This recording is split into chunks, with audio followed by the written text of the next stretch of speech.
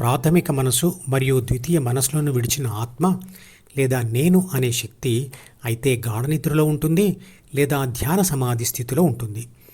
గాఢ నిద్రలో ఉన్నప్పుడు కానీ లేదా ధ్యాన సమాధి స్థితిలో ఉన్నప్పుడు కానీ ఆత్మ శరీరాన్ని ఉపయోగించలేదు కాబట్టి ఆ సమయంలో నేను అని నోటితో అనలేదు. ఎందుకంటే విశ్వశక్తిలాగా మరియు అన్ని శక్తులలాగే ఉండే పరిశుద్ధమైన ఆత్మశక్తి నిర్లిప్తంగానే ఉంటుంది.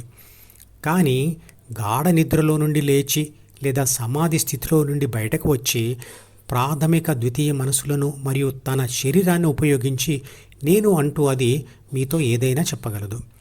అలా చెప్తున్నప్పుడు మాత్రము ఆత్మశక్తి పరిశుద్ధమైన శక్తి స్వరూపం కాదు, అది మలినమైనది అని ఇదివరకే తెలుసుకున్నాం.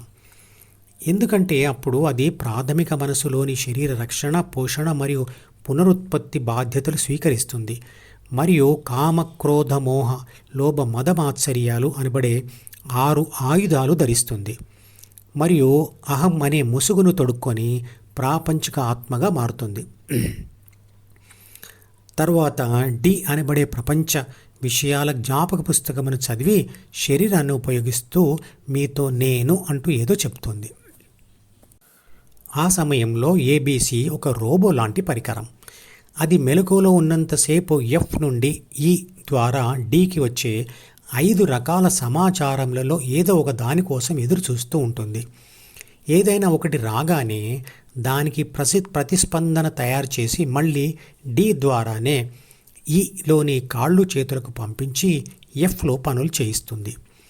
సి అంటే అహం, అంటే నేను, నాది, నన్ను, నాకు అనే స్వార్థభావన, అంటే తన గురించి మరియు తన చుట్టూ ఉన్న ప్రపంచం గురించి ఉన్న కాన్షియస్నెస్, అంటే స్పృహ. అహం పెరిగిన కొద్దీ ఫోకస్ పెరుగుతుంది. ఫోకస్ పెరిగిన కొద్దీ గెలుపు అనుభవాలు పెరిగి అహం పెరుగుతుంది. ఆత్మశక్తి మాట్లాడాలంటే ఏ, బి, సి, డి, ఈలు తప్పకుండా దానికి కనెక్ట్ అయి ఉండాల్సిందే. అంటే అవన్నీ కనెక్ట్ అయి ఉంటే శక్తి మాట్లాడుతుందా? అవును, మాట్లాడుతుంది. ఉదాహరణకు సెల్ ఫోన్ నుండి బ్యాటరీని తీసి విడిగా బయట పెడితే ఆ బ్యాటరీలోని శక్తి పాటలు పాడదు. కానీ అదే బ్యాటరీని సెల్ ఫోన్లో పెట్టి స్విచ్ ఆన్ చేస్తే ఆ బ్యాటరీ శక్తి వల్ల రికార్డ్ చేసిన పాటలు శబ్ద రూపంలో బయటకు వస్తాయి. ఈ మధుపదం యూట్యూబ్ ఛానల్ వీడియోని సబ్స్క్రైబ్ చేసి గంట గుర్తును నొక్కి ఆల్ని సెలెక్ట్ చేసి ప్రతిరోజు యూట్యూబ్ ఓపెన్ చేసి అడుగున ఉన్న సబ్స్క్రిప్షన్ బటన్ నొక్కితే అన్ని లేటెస్ట్ వీడియోలు చూడవచ్చు.